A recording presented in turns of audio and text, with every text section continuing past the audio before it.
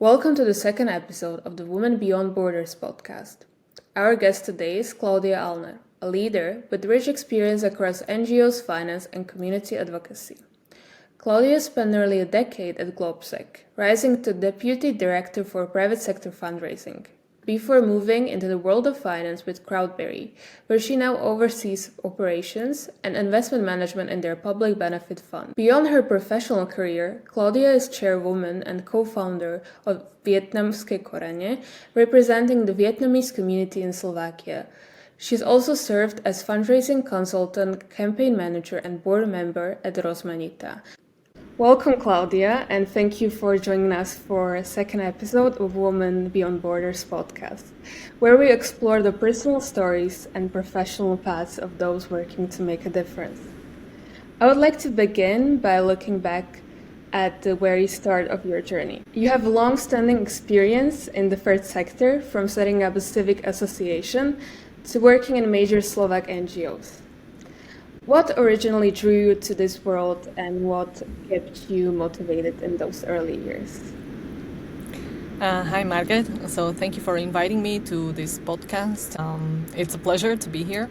Well, it all actually, I would say that it started during my high school period when I was always drawn and attracted to extracurricular activities. For example, in high school, we had this student council where students were able to join and participate in all the activities that the school was organizing. Closest friend of mine, he was also for some time a chairman of this council. So I think it all started there when we were working on a number of activities. And I actually enjoyed working with people, getting in touch with people, getting to know new people, and making a difference by activities that we prepared for them. For example, apart from the student council, we also were members of the student parliament in Bratislava.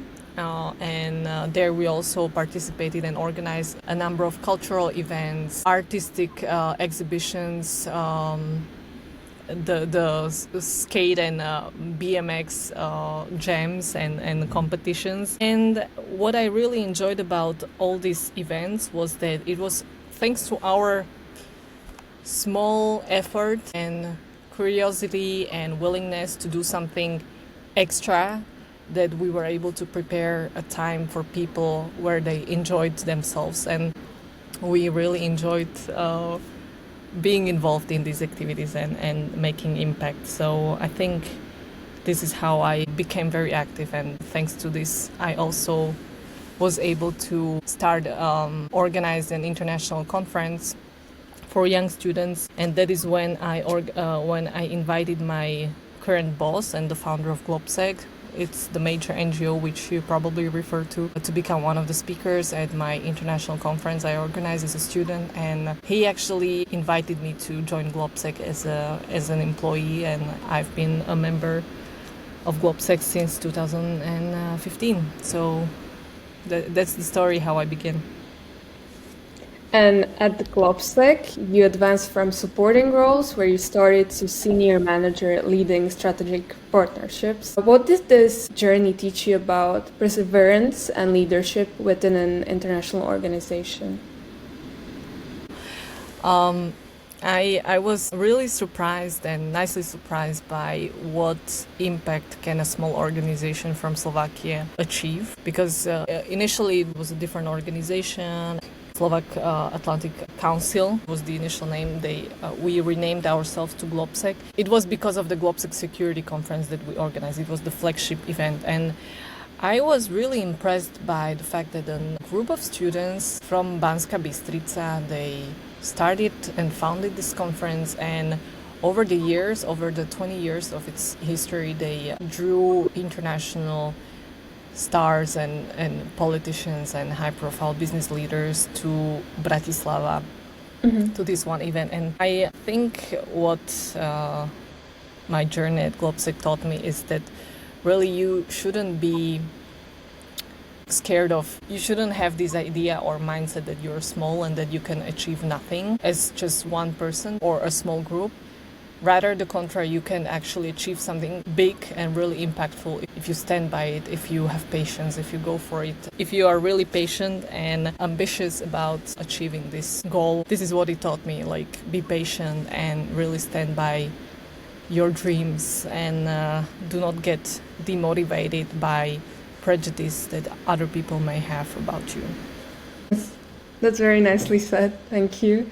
And during these years, what would you say was the most eye-opening experience working at the intersection of Slovak NGOs and global security and policy debates? Something that shocked you, surprised you even? I would just continue with what I answered previously, which is that it was eye-opening for me really when a Slovak-based NGO founded by students. At one point, we organized events, small roundtable discussions with the former ministers of Interior, ministers of Defense of the United States. And I was also part of a couple of roundtables that we organized in the US where we drew, heavy names like this to one room. And it was a small NGO, it depends on how you look at it, but it was a Slovak NGO that really brought these people together into one room, together with also leading personalities, leaders from international companies, corporations like Facebook or Google or Amazon. There were a number of events where I personally participated, where these high-profile representatives from corporations, from the public and private sector participated and met in one room. It was thanks to the trigger that GLOBSEC initiated, which was that we always have some topic to discuss, how to improve our security efforts, transatlantic security efforts, or how to address cybersecurity threats and attacks, etc., etc. So I think that was the eye-opening part. It was actually, in a way, very impressive to see a small player from Central Eastern Europe shaping the political agenda globally. Let's move to your beginnings in the world of finance.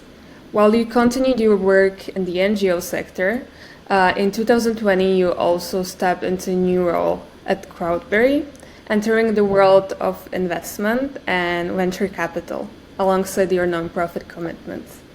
How did you manage working in both the NGO sector and finance, and what helped you adjust to this new environment? Well, at GLOBSEC I was and I am still managing a couple of senior accounts or strategic accounts and partnerships for GLOBSEC and with private companies. And for me, I was really motivated to learn something new on top of this so that I could better understand how the world works, also not politically but economically and financially, how I just had the need to grow as a person, and I thought that this would in the end also benefit my current position and job at GLOBSEC. So I thought it would just make sense to not necessarily transit but to expand my professional focus, my professional scope of interest into something that also touches upon finance.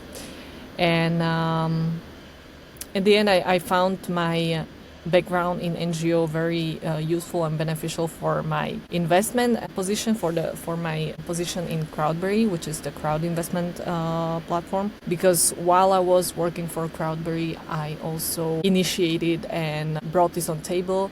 When there was a public tender from the European Union, there was an open call for managers of private funds to participate in a tender for the management of social impact fund in Slovakia. The first such fund to be founded in Slovakia. So I actually triggered this in Crowdberry. I initiated the process of participating in this public tender. And in a consortium with another company, we actually won a mandate to manage the first fund focused on social impact investment.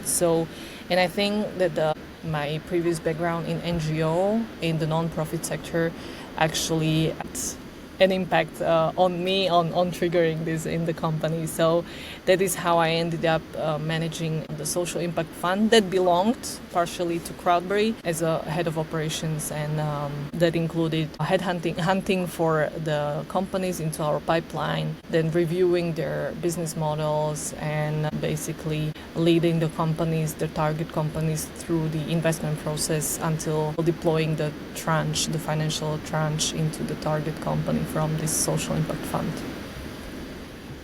What does impact investing mean to you personally, and how do you see this model shaping Slovakia and Central Europe in the years ahead?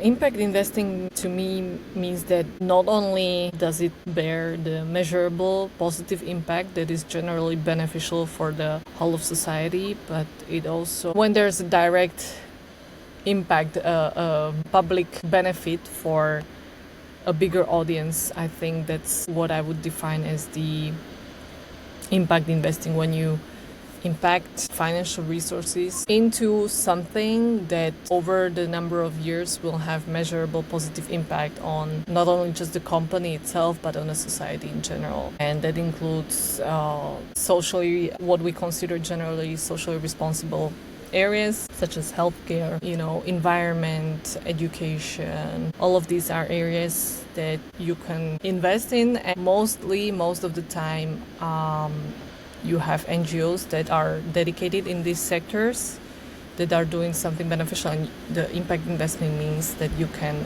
dedicate a certain amount of financial resources into them to develop and grow their core activities. Let's talk now about navigating identity and living between borders. You being partly Vietnamese, raised in Slovakia, and now leading in global spaces.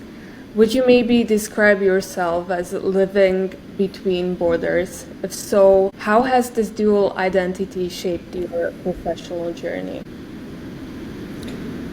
The fact that I've been raised biculturally helped me to always be thoughtful of other cultures, of other minorities around me. So not only ethnical minorities, but also religious minorities or minorities of a certain sexual orientation or vulnerable groups, people with health disabilities, etc.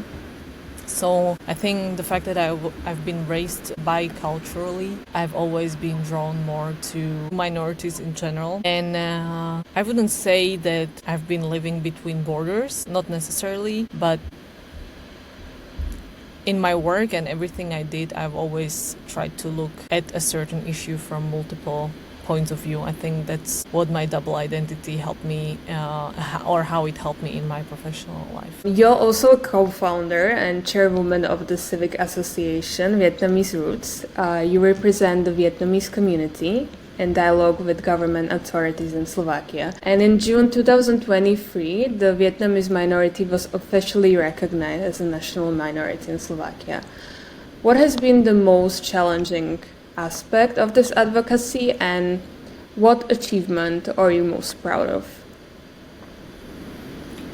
The interesting thing to mention about this acknowledgement of the Vietnamese minority as the official national minority is that we haven't really been proactively advocating for it.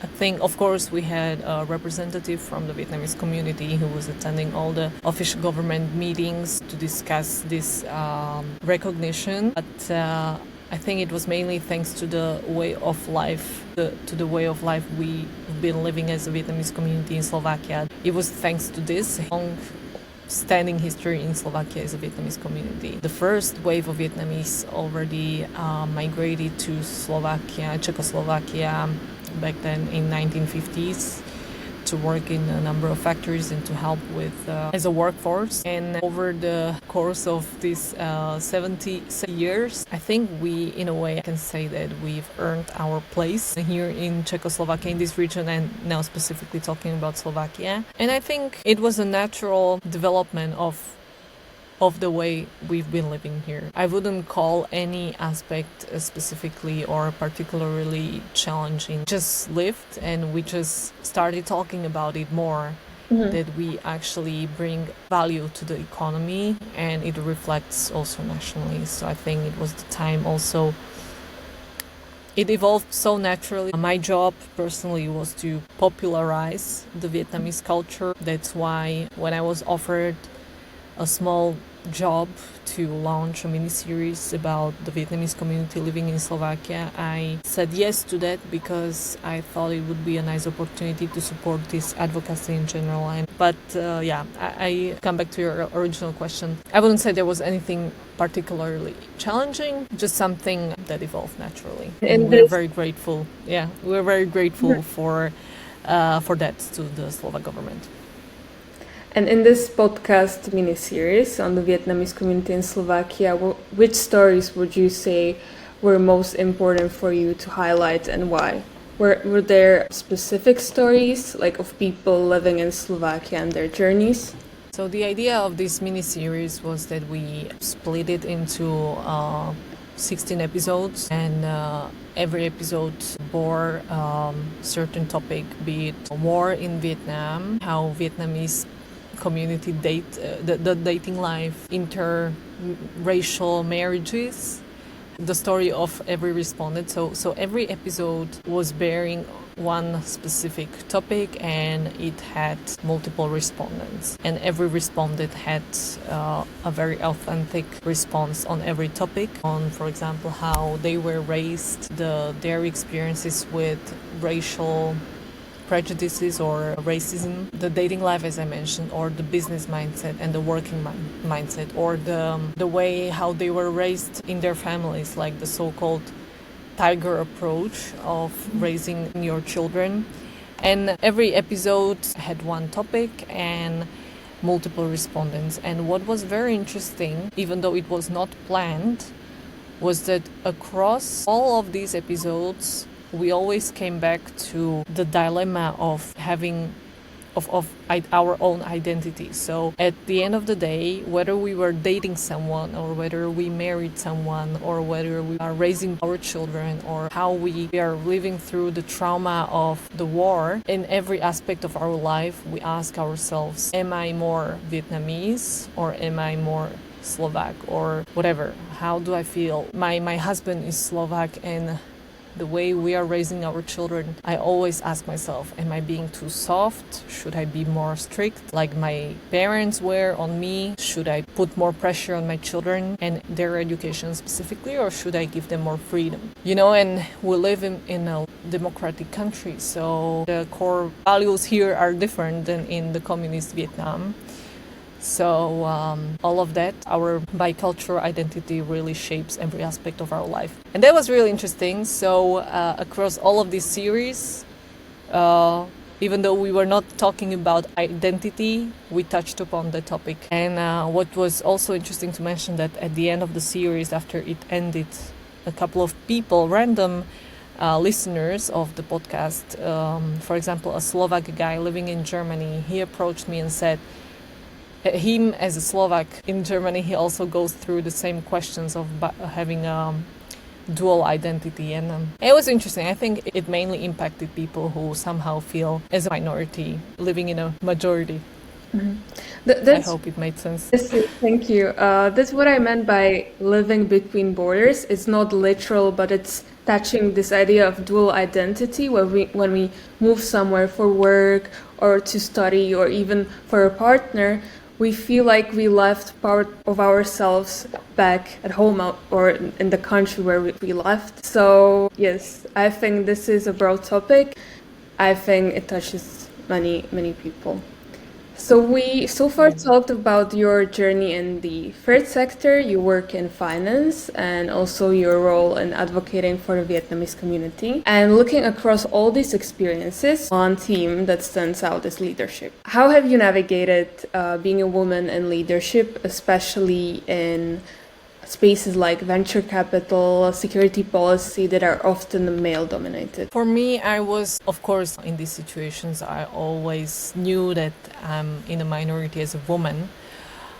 And I'll be honest that, of course, that fact did not help in building my confidence. Also, the more because I was raised by my father who kept telling me, you should never think you know anything. You should always try and learn. and learn. And with this mindset, I always, whatever I do, I try to stay low profile. I don't have a need to always talk or comment some things that I may be more experienced than some people, but even then in those situations I'm rather the listener kind of type. So I was raised with not such a big confidence, I would say.